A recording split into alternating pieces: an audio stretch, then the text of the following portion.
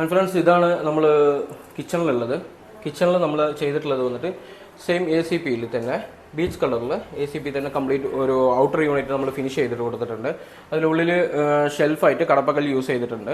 ഈ കടപ്പകൽ യൂസ് ചെയ്തിട്ടുള്ളതിൽ നമ്മൾ ഔട്ടർ ഡോർ ഇട്ടിട്ട് ഫ്രെയിം ഇട്ട് ഔട്ടർ ഡോർ ഇട്ട് കൊടുത്തിട്ട് നീറ്റായിട്ട് ക്യാപ്പൊക്കെ വെച്ച് ഹാൻഡിൽ സെക്ഷൻ ട്യൂബ് ഹാൻഡിലും ആൻഡ് G പ്രൊഫൈൽ ഹാൻഡിൽ സെക്ഷനിലും യൂണിറ്റ് ഫിനിഷ് ചെയ്ത് കൊടുത്തിട്ടുണ്ട്. ഈ സൈഡിൽ നിങ്ങൾക്ക് കാണാം, ഇത് ട്യൂബ് ഹാൻഡിലാണ് കൊടുത്തിട്ടുള്ളത്.